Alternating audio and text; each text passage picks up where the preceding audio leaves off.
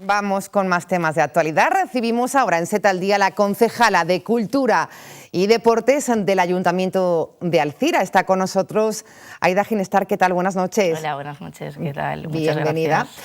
Hablamos en concreto de la piscina municipal de Alzira, porque ha sido noticia y lo ha sido por una manera de gestionar.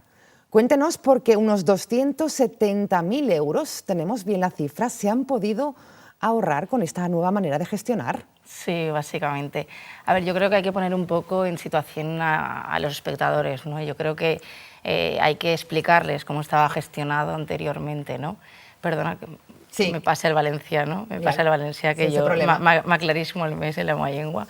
Bé, jo crec que ells tenen que entendre, no?, que la piscina municipal estava gestionada per una societat mercantil, que era una mercantil IDASA, es deia IDASA, i era una societat mercantil que gestionava i era totalment deficitària, no? En 2013 es va aprovar la llei de sostenibilitat i racionalització de les administracions públiques en 2013, per tant, totes les mercantils que foren deficitàries tenien que estar dissoltes i liquidades. En 2013 qui portava el govern era el Partit Popular, era Elena Bastidas, l'alcaldessa de la ciutat d'Alzira, i en els que tenien que portar endavant aquesta gestió i no ho feren, no? Aleshores nosaltres, quan entràrem a governar, ens veiem en l'obligació de dissoldre i liquidar esta societat mercantil. Fue una de las acciones primeras que realiza en cuanto llega al Ayuntamiento de Alzira. Exacte, una de les primeres, i sobretot el que tenien que pensar era quin era el camí que anem a triar. Si tancàvem la piscina, perquè era totalment deficitària i no ho veiem viable, perquè és un servici essencial per als ciutadans i més com una capital de comarca, si l'externalitzàvem totalment a una empresa privada i no estava dins del pacte de govern, i evidentment decidirem apostar per la... Jo crec que la opció més garantista, que era municipalitzar. Per què?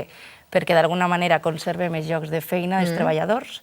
Y dar un servicio a los ciudadanos. Exacte. También. Porque era la prioridad también de los vecinos y la querían, no querían este cierre. No. Se ha conseguido con esta manera nueva de gestionar, pero además con ingresos, que aquí está un poco la clave del éxito también. Sí, la clau de l'èxit són diverses coses. Només entrarem, evidentment, el repte era com gestionem millor la gestió que ja portaven endavant. Evidentment, tenien que captar més usuaris per augmentar els ingressos a través de campanyes de publicitat, a través de més activitats, a través de reduir matrícula i fer un millor màrqueting, i així hem aconseguit augmentar un 21% més els usuaris, així els ingressos.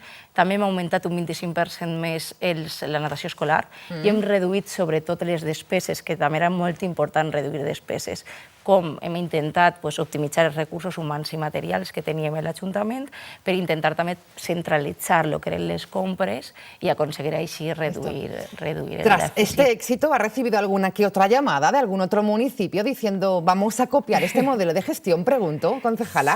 Sí que és la veritat que moltíssim... Ha levantado expectación, ¿no? Sí, també és veritat que va eixir en les províncies en portada i jo crec que la gent ho ha llegit i en seguida ha preguntat com has aconseguit això i com ens explicaries a nosaltres com arribar a fer-ho. Jo crec que nosaltres no hem inventat res, simplement hem fiscalitzat bé els gastos i hem decidit amb responsabilitat com gestionar els diners públics. No n'hi ha més secret que ells.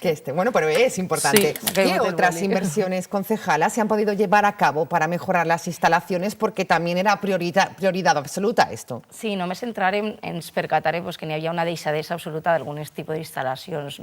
En aquest cas, per exemple, la piscina descoberta, que també entra dins de la gestió de la piscina coberta, no complia la normativa i ens van dir que teníem que tancar la piscina i, evidentment, intentàrem invertir 50.000 euros per adaptar-lo a la normativa i, sobretot, enguany hem invertit 25.000 euros en els filtros de la piscina municipal, que feia quasi 20 anys que no es canviaven. I jo crec que això és d'una irresponsabilitat absoluta dels anteriors gestors de la pròpia piscina. I bé, hem fet manteniment ordinari, sobretot per al benestar dels usuaris. Pues una gestión destacada la ha llevado a cabo en la piscina municipal de Alzira, que hemos conocido en la voz de su concejala, pero hay otros objetivos del área de deportes. Muy brevemente, ¿cuáles serían para este 2017? Sí, els objectius els portem endavant des del primer dia que entrarem a governar, sobretot donar suport a les entitats esportives locals. Hem quasi triplicat les subvencions a les entitats esportives locals, que fan una gran llavor. Hem aconseguit també millorar les instal·lacions esportives a través del seu manteniment.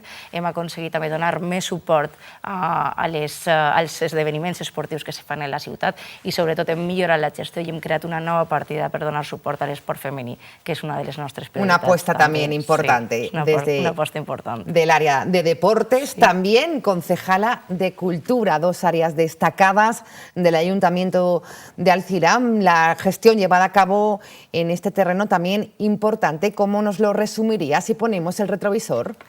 Bé, jo crec que feia falta un canvi cultural en la ciutat d'Alzira, un canvi que dinamitzara la cultura del nostre poble i sobretot que fera cultura la nostra llengua.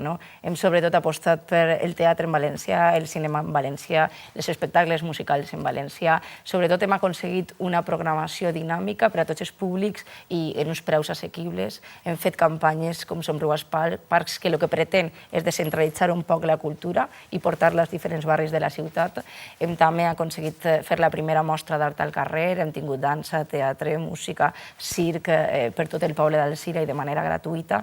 Hem aconseguit tindre el concert del 9 d'octubre, el concert del País Valencià al nostre poble, que estava el feien sempre a València, i hem aconseguit portar-lo a Alzira també, descentralitzar-lo i portar-lo a la nostra ciutat amb caps de cartell com pugui ser Charango, La Bossa Sorda, Espencat.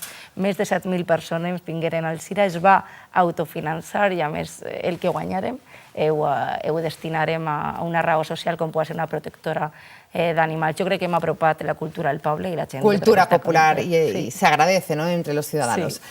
Gracias, concejala, por haber estado hoy con nosotros. Le invitaremos en próximos programas para seguir pulsando todo lo que está ocurriendo en ese municipio importante llamado Alzira. Gracias, buenas noches, buena nit.